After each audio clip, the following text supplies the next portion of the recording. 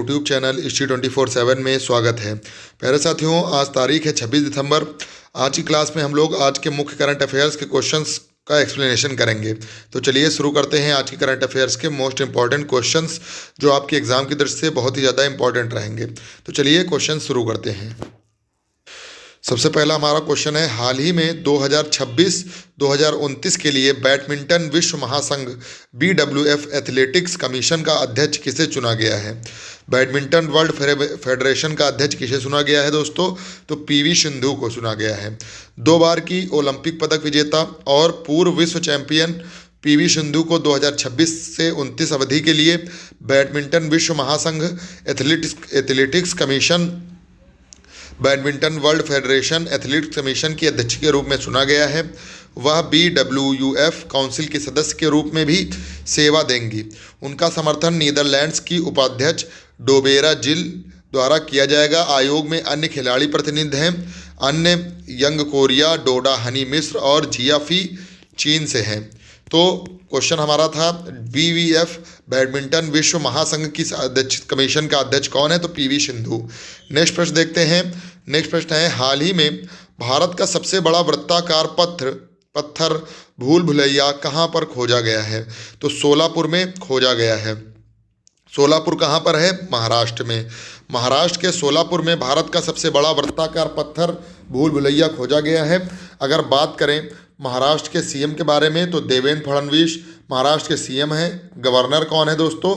आचार्य देवव्रत। महाराष्ट्र में अगर पूछें लोकसभा की सीटें कितनी हैं तो कुल 48 सीटें महाराष्ट्र में लोकसभा की हैं। इसी जगह पर अगर राज्यसभा की सीटें आपसे पूछें तो 19 सीटें राज्यसभा की हैं। पुरातत्वविदों ने महाराष्ट्र के सोलापुर के बोरामनी घास के मैदान में अब तक दर्ज किए गए भारत के सबसे बड़े गोलाकार पत्थर भूल भुलैया की खोज की है। 2000 से अधिक साल पुराने इस प्राचीन भूल भुलैया से भारतीय रोमन व्यापार संबंधों और ऐतिहासिक परिष्कार का संकेत मिलता है। तो भारत का सबसे बड़ा वृत्ताकार पत्थर कहाँ खोजा गया है? महाराष्ट्र सोलापुर में। पूरी तरह से गोल भूल भुलैया पत्थर में बारीकी की तराशी की गई है। 15 सम्मिलित सर्किट हैं। इसका आकार लगभग 50 × 50 फीट है, यानी 50 बाई 50 का यह पत्थर है। पहले तमिलनाडु का सबसे बड़ा भूल भुलैया चौकोर था, गोल नहीं। नेक्स्ट प्रश्न है, हाल ही में खेलो इंडिया ट्राइबल्स गेम KITG के शुभांकर का अनावरण किया गया है, या क्या है? तो यह एक मोरवीर है। हाल ही में पहले खेलो इंडिया ट्राइबल गेम्स के शुभांकर, लोगो और थीम सॉन्ग का अनावरण बिलासपुर छत्तीसगढ़ में किया गया है।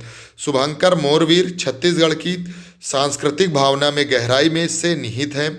मोर जिसका अर्थ छत्तीसगढ़ में मेरा या हमारा होता है और वीर जो साहस और शौर्य का प्रतीक है, इससे लिया गया है। मोरवीर भारत के आदिवासी समुदायों के गर्व, शक्ति और पहचान का प्रतिनिधित्व करता है। खेलो इंडिया ट्राइबल गेम्स KITG का पहला संस्करण 14 फरवरी 2026 से आयोजित किया जाएगा। छत्तीसगढ़ इसका आयोजन करने वाला पहला राज्य है। नेक्स्ट प्रश्न है, हाल ही में रेल विकास निगम लिमिटेड RVNL के अध्यक्ष और प्रबंध निदेशक किसे नियुक्त किया गया है? तो सलीम अहमद को नियुक्त किया गया है। सलीम अहमद ने 23 दिसंबर 2025 से रेल विकास नगर लिमिटेड RVNL के अध्यक्ष और प्रबंध निदेशक के रूप में आधिकारिक रूप से पदभार ग्रहण किया है। उनकी नियुक्ति सुखमल चंद जैन की अवधि समाप्त होने के बाद की गई है। नेक्स्ट प्रश्न देखते हैं, हाल ही में किस देश ने 2036 तक चांद पर परमाणु ऊर्जा संयंत्र स्थापित करने की घोषणा की है? तो रूस के द्वारा 2036 तक चांद पर परमाणु ऊर्जा संयंत्र स्थापित करने की घोषणा की गई है।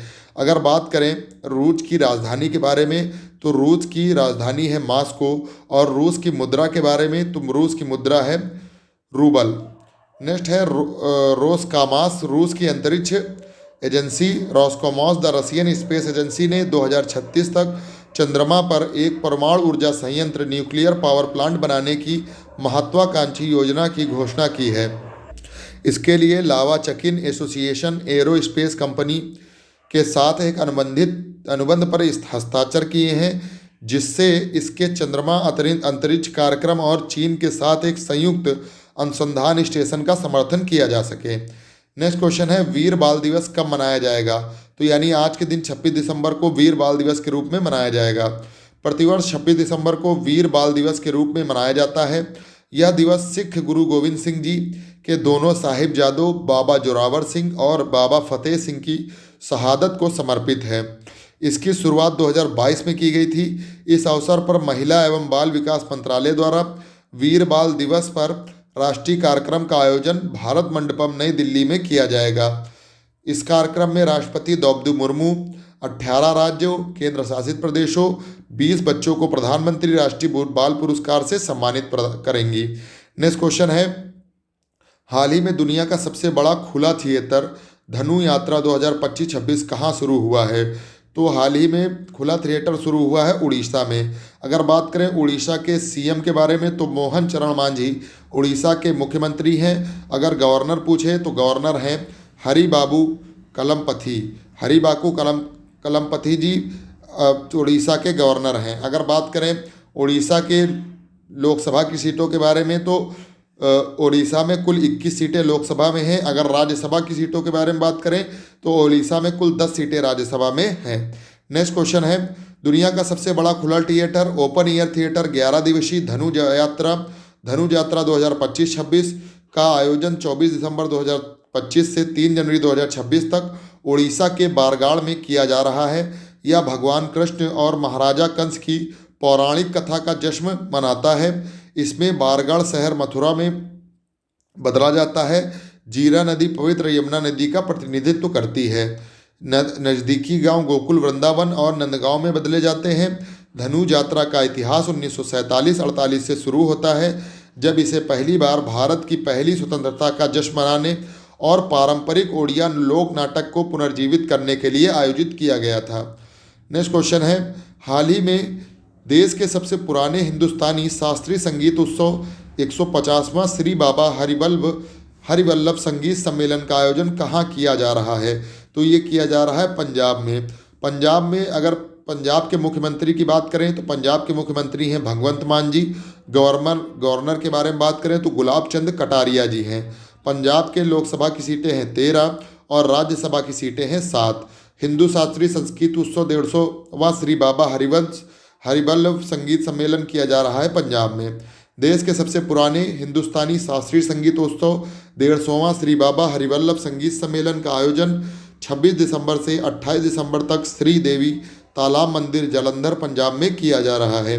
यह उत्सव केंद्रीय सांस्कृतिक मंत्रालय भारत सरकार के उत्तर क्षेत्रीय सांस्कृतिक केंद्र पटियाला के सहयोग से आयोजित किया जा रहा है और राज्य सरकार के सहयोग से समर्पित है। यह महोत्सव गुरु तेग बहादुर जी की 350वीं शहादत जयंती और प्रसिद्ध बनारस घराने के गायक पंडित छन्नू लाल मिश्र जो अक्टूबर 2025 में निधन हो गए को समर्पित है। श्री बाबा हरिवल्लभ संगीत सम्मेलन को जो 1875 से प्रतिवर्ष जालंधर में आयोजित किया जाता है। नेक्स्ट प्रश्न देखते हैं दोस्तों, हाल ही में प्रधानमंत्री नरेंद्र मोदी ने राष्ट्र प्रेरणा स्थल का उद्घाटन कहाँ पर किया है? तो लखनऊ में किया है। अगर बात करें लखनऊ कहाँ पर है? उत्तर प्रदेश में है। उत्तर प्रदेश के मुख्यमंत्री के बारे में बात करें तो योगी आदित्यनाथ उत्तर प्रदेश के गवर्नर हैं, मुख्यमंत्री हैं। और गवर्नर कौन है उत्तर प्रदेश के? आनंदीबेन पटेल जी। अगर बात करें उत्तर प्रदेश के लोकसभा में तो उत्तर प्रदेश की लोकसभा सीटें 80 और राज्यसभा की सीटों के बारे में बात करें तो 31 सीटें कुल उत्तर प्रदेश में हैं। प्रधानमंत्री नरेंद्र मोदी ने 25 दिसंबर को उत्तर प्रदेश के लखनऊ में पूर्व प्रधानमंत्री अटल बिहारी वाजपेयी के जीवन और आदर्शों को श्रद्धांजलि अर्पित करते हुए राष्ट्र प्रेरणा स्थल का उद्घाटन किया है। 25 दिसंबर को भारत रत्न अटल बिहारी वाजपेयी और भारत रत्न महामना मदन मोहन मालवीय की जयंती मनाई गई। राष्ट्र प्रेरणा स्थल को एक ऐतिहासिक राष्ट्रीय स्मारक और स्थायी राष्ट्रीय महत्व के प्रेरणा परिसर के रूप में विकसित किया गया है। यह परिसर लगभग 230 करोड़ रुपए की लागत से निर्मित और 65 एकड़ के विशाल क्षेत्र में फैला है। इस परिसर में डॉक्टर श्यामा प्रसाद मुखर्जी, पंडित दीनदयाल उपाध्याय, पूर्व प्रधानमंत्री श्री अटल बिहारी वाजपेयी की 65 फीट ऊंची कांस्य प्रतिमाएं स्थापित की गई हैं। इसमें लगभग 98,000 वर्ग फीट में फैला एक अत्याधुनिक संग्रहालय भी है जिसे कमल के आकार में बनाया गया है। हाल ही में अटल स्मृति न्यास सोसाइटी का अध्यक्ष किसे चुना गया है? तो एम वेंकैया नायडू को चुना गया है। पूर्व उपराष्ट्रपति एम वेंकैया नायडू को नई दिल्ली में अटल स्मृति न्याय सोसाइटी का अध्यक्ष चुना गया है। उन्होंने विजय कुमार मल्होत्रा का स्थान लिया है, जिनका हाल ही में निधन हो गया था।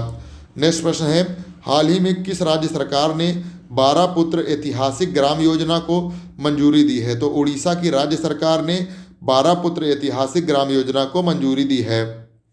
मुख्यमंत्री मोहन चरण मांझी के नेतृत्व में उड़ीसा कैबिनेट 12 पुत्र ऐतिहासिक ग्राम योजना को मंजूरी दी गई है। इसकी अनुमानित लागत 345 करोड़ रुपए है। इस यह राज्य के प्रमुख व्यक्तित्वों, जिनमें 12 पुत्रों के नाम से जाना जाता है, के जन्म स्थलों से का विकास करने की एक योजना है। इसका उद्देश्य है सांस्कृतिक विरासत को संरक्षित करना और स्थानीय विकास को बढ़ावा देना। तो अब प्यारे साथियों, बात कर लेते हैं दिसंबर के कुछ महत्वपूर्ण दिवस के बारे में। 1 दिसंबर को विश्व एड्स दिवस के रूप में मनाया जाता है। 2 दिसंबर को विश्व कंप्यूटर साक्षरता दिवस के रूप में मनाया जाता है। 3 दिसंबर को अंतर्राष्ट्रीय दिव्यांगजन दिवस के रूप में मनाया जाता है। 4 दिसंबर को भारतीय नौसेना दिवस के रूप में मनाया जाता है। 7 दिसंबर को सशस्त्र बल झंडा दिवस के रूप में मनाया जाता है। 7 दिसंबर को अंतर्राष्ट्रीय नागरिक उड्डयन दिवस के रूप में मनाया जाता है। 10 दिसंबर को अंतर्राष्ट्रीय मानवाधिकार दिवस के रूप में मनाया जाता है। अगर अब बात कर लेते हैं कुछ महत्वपूर्ण पुस्तकें और उनके लेखक के बारे में। पुस्तक है डिफरेंट बट नो लेस। पुस्तक किसके द्वारा लिखी गई है? तो याद रखेंगे, डिफरेंट बट नो लेस पुस्तक लिखी गई है अनुपम खेर के द्वारा। नेक्स्ट बुक है हमारी mother Mary to come to me. पुस्तक किसके द्वारा लिखी गई है? तो अरुंधति राय के द्वारा पुस्तक लिखी गई है mother Mary come to me. Next पुस्तक है the Chola tigers adventures of Somnath. पुस्तक के लेखक कौन है? तो अमीश त्रिपाठी हैं। नेक्स्ट है operation Sindoor the untold story Pakistan. पुस्तक किसके द्वारा लिखी गई है? KJS थिल्लो के द्वारा पुस्तक लिखी गई है। नेक्स्ट है operation Sindoor the fire that silent terror. पुस्तक किसके द्वारा लिखी गई है? डॉक्टर TC राव के द्वारा लिखी गई पुस्तक है। अब हम लोग बात करते हैं कुछ महत्वपूर्ण संविधान संशोधन के बारे में। 41वां संविधान संशोधन अधिनियम 1976 को पारित किया गया। इसमें राज्य के लोक सेवा आयोग तथा संयुक्त लोक सेवा आयोग के सदस्यों की आयु सीमा बढ़ाकर 60 से 62 वर्ष की कर दी गई। नेक्स्ट है 42वां संविधान संशोधन, जो कि 1976 में लागू किया गया। यह संविधान संशोधन अधिनियम का सबसे बड़ा एवं महत्वपूर्ण संविधान संशोधन है, इसीलिए इसे मिनी कॉन्स्टिट्यूशन या लघु संविधान भी कहा जाता है। इस अधिनियम के तहत पहली बार संविधान की प्रस्तावना में जोड़े गए समाजवाद, पंथनिरपेक्ष एकता और अखंडता। तो प्यारे साथियों, इस संशोधन के द्वारा 10 मौलिक कर्तव्यों को संविधान के भाग 4 के का और अनुच्छेद 51 4A में जोड़ा गया। 42वां संविधान संशोधन 1976, इसे लघु संविधान के नाम से भी जाना जाता है। नेक्स्ट अब हम लोग बात करते हैं भारतीय नोट पर अंकित चित्र। 10 रुपए की नोट पर कोणार्क का सूर्य मंदिर, जो कि उड़ीसा में स्थित है, यह छपा है। अगर बात करें 20 रुपए की नोट पर एलोरा की गुफाएं महाराष्ट्र में स्थित हैं। 50 रुपए की नोट पर हम्पी का रथ कर्नाटक में। और बात करें 100 रुपए की नोट पर रानी की वाव, जो कि गुजरात में स्थित है। 200 रुपए की नोट पर सांची स्तूप, जो कि मध्य प्रदेश में स्थित है। भारतीय ध्वज सहित लाल किला 500 रुपए की नोट पर, जो कि दिल्ली में स्थित है। प्रमुख युद्ध के बारे में बात करते हैं। प्रथम कर्नाटक युद्ध 1746 से 1748, द्वितीय कर्नाटक युद्ध 1749 से 1754, तृतीय कर्नाटक युद्ध 1756 से 1763 और प्रथम आंग्ल मैसूर युद्ध 1767 से 1769, द्वितीय आंग्ल मैसूर युद्ध 1780 से 1784। अब आगे बात करते हैं कंप्यूटर के कुछ महत्वपूर्ण फुल फॉर्म के बारे में। सैन का फुल फॉर्म होता है स्टोरेज एरिया नेटवर्क। WWAN का फुल फॉर्म होता है wireless wide area network. WMA का फुल फॉर्म होता है विंडोज़ मीडिया ऑडियो। WAV का फुल फॉर्म होता है वेव फ्रॉम